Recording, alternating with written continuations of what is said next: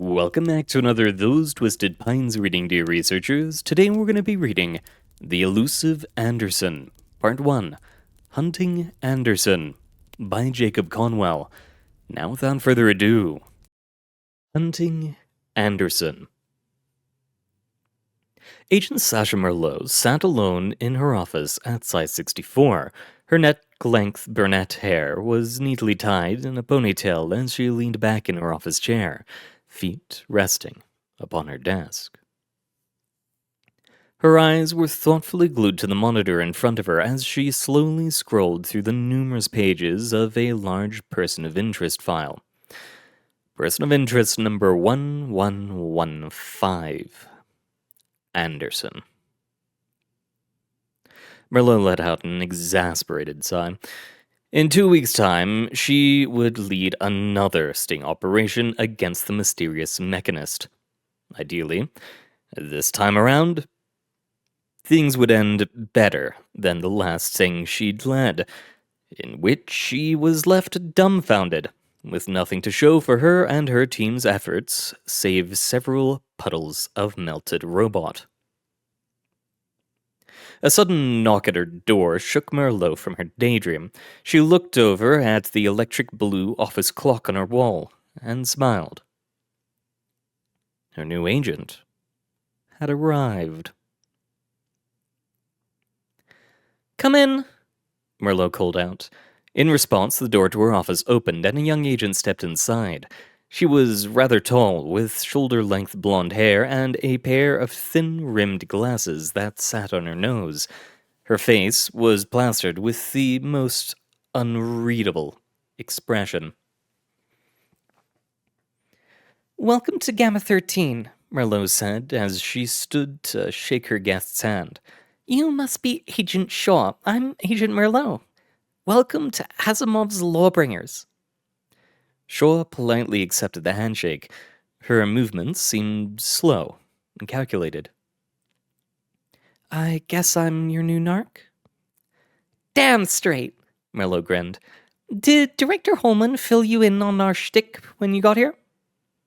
"I guess you could say that," Shaw replied with a shrug. He said, "You guys have been chasing an anomalous robot salesman for over a decade, and have run out of new faces to run your stings." "That's about it in a nutshell," said Merlot as she began to dig through her desk's side drawer. "Anderson's a bit of a slippery case. Most of our raids have ended with him throwing us for a loop. Or two. We had one of his bots out at Site 19 for a couple of years, but that didn't turn out well. Ah, there it is." Merlot pulled out a small file and slid it across the desk. Shaw cautiously picked it up and began to scan its contents. "This is your briefing for the sting," Merlot continued. "This time around, we have some of Anderson's people thinking that we are representatives for a local shaker in the Anart Beat named Jericho Hill. You can thank my dear friend Daniel for setting up that idea later. Turns out Hill's been a patron of Anderson's for years, and you're likely going to be meeting with real people, and not Saker units. We've got the meeting set up on neutral ground at a warehouse on the waterfront. Your task is going to simply be a matter of keeping them preoccupied with the sale until we get the MTF in place. We hit the buildings with a specially designed EMP to stun any Saker units, and then send in troops to do cleanup." Shaw's face cracked a minuscule smile. "Solid plan." "No kidding," Merlot snickered as she leaned back in her chair, kicking her feet back onto her desk. "We'll get those bastards this time. Guess I should get cracking on this," said Shaw as she began to move towards the exit. "Hold on," Merlot said, her smug smile vanishing as she stared Shaw in the eye. "Before you go, I should let you know one thing. It takes anywhere between 6 months and 2.5 years to put one of these stings together and have it stick. Each time we fail, there are more and more hoops to jump through. Merlot paused. I'm not trying to get on your case before we even start, but I just want you to appreciate how much is depending on your performance. A lot of us have been with Gamma 13 since they were first formed. We're at the point where we could use a step forward instead of 2 steps back. It would be just dandy if you could help us with that. Shaw nodded, understanding. You got it, boss, she said, then turned and left the room. Agent Shaw stood quietly in the center of the warehouse, among what must have been nearly 3 dozen freight containers. Near her stood demo models of each of Anderson's products. Behind them were 2 men, each cheerfully pitching the different models to her as she feigned interest. Just a few more minutes, Shaw thought to herself. Her hidden earpiece was abuzz with the various communications of the rest of the task force. They were just moments away from being ready to strike. Up to this point, everything had gone perfectly. Shaw just needed to relax and bide her time. She then returned her attention to the 2 salesmen. The first man, who had introduced himself as Phineas, appeared to be in his 50s, with a bald head, a long white beard, and almost translucent skin. A faint mechanical whirring every time he walked or moved his hands or eyes indicated that several of his appendages were likely to be bionic. He wore an all-black business suit with a red tie, the former only serving to make his skin look fainter. The second man, who had been introduced as Miles, was much younger, barely appearing to be out of his mid-20s. His skin was dark and he had a shaved head. His manner of constantly fidgeting suggested that this was likely his first time on the sales floor. There are Bray, Shaw thought to herself, and gave Miles a small smile. The boy quickly averted his eyes and turned his head away. And that's the last of our models, Miss Starling, Phineas said with a warm smile. As I said before, these are just our demo models. Each unit is fully customizable to meet whatever specifications Mr. Hill currently has in mind. T 15 seconds to strike, Merlot's voice called in Shaw's ear. Well, Phineas, said Shaw with a grin, her voice uncharacteristically bubbly as she offered a handshake. I must say, you 2 really know how to put on a show. I was quite impressed from start to finish. Anderson does aim to please, Phineas said as he accepted. Meanwhile, Shaw counted down in her head from 5, 4, 3, 2, 1. Gotcha, Shaw mumbled under her breath, gently letting go of the old man's hand and taking several steps backwards. The demo models all shut down as an electromagnetic pulse ripped through the building. Seconds later, the rest of the mobile task force crashed into the warehouse. Phineas! Miles shouted, his jaw dropping in terror. Run, Miles! The old man shouted, quickly reaching into his jacket pockets and throwing their contents at the droids as Shaw began to draw her pistol. Globs of neon blue goo flew through the air, landing on the droids and causing them to quickly crumble into rust.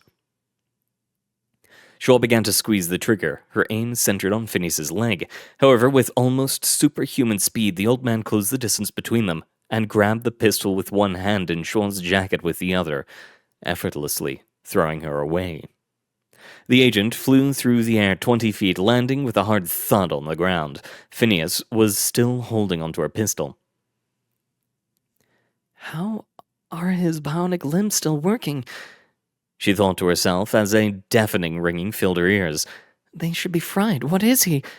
Shaw managed to prop herself up to watch the ensuing firefight unfold. Phineas and Miles quickly took cover behind a shipping container, Phineas judiciously using Shaw's pistol to fire at the Foundation agents as they got too close. However, it soon became clear to both sides that the two salesmen were pinned, and the MTF members were closing in. To make matters worse, a stray bullet soon found itself lodged in Miles's leg. "Fuck!" Miles's shout pierced the din of the gunfire, and he collapsed to the ground. Phineas quickly got to work, dragging his comrade back towards the warehouse's wall. His last 4 shots used to cover his trail, downing 2 SCP agents in the process. The empty click of the pistol sent Phineas into a fit of rage.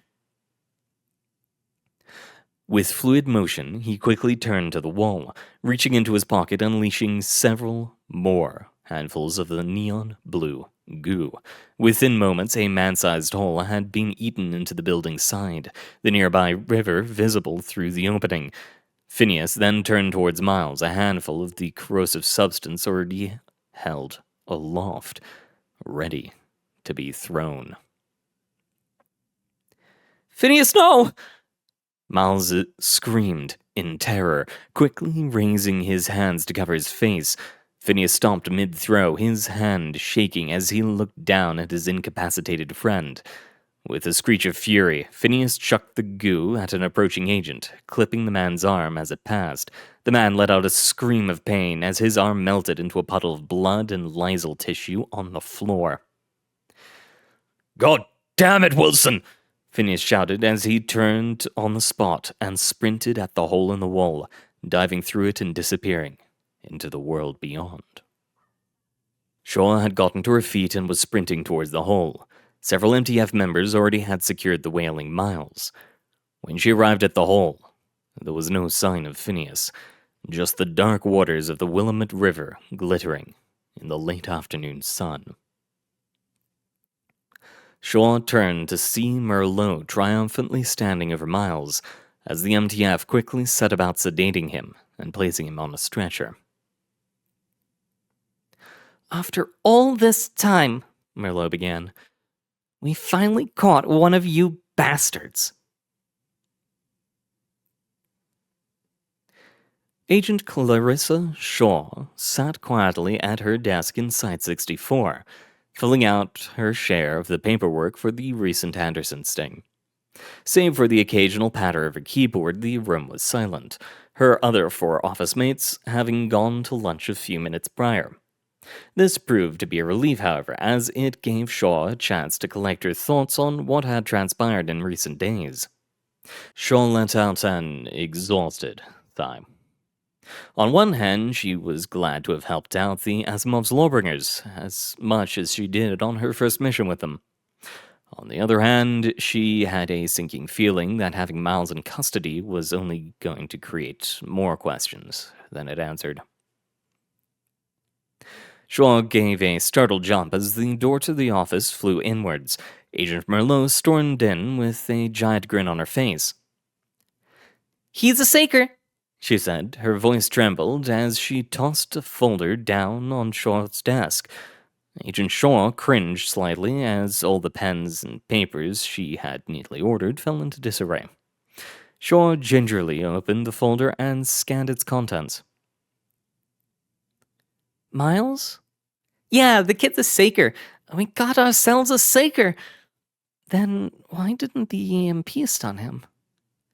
"I don't know. It should have, but it didn't. And..." Shaw's brow rose in confusion. "Anderson should be able to remotely terminate him." "Exactly. But Anderson hasn't yet," Merlot shouted in excitement. "And on top of that, you said you saw Phineas, consider destroying him, but then change his mind. That means that this kid must be very, very special to someone. But who?" Shaw asked, slowly wheeling herself backwards from her hysterical colleague. "Isn't that the million-dollar question?" Merlot replied with a chuckle. "However, since the kid is not going anywhere, I think we are in a pretty damn good position to find out. Merlot then began to make her way towards the door. Stick around, Shaw, she said with a devious smile. You're going to see some serious shit. And that's all the time we have for those twisted pines today, dear researchers. I should be using the day to catch up on a number of other things, though, including the adventures of Lord Blackwood, and then actually having something ready on time. Hooray. Thank you very much for coming, dear researchers. It's been an honor reading for you. Good luck out there, and I hope to see you all next time.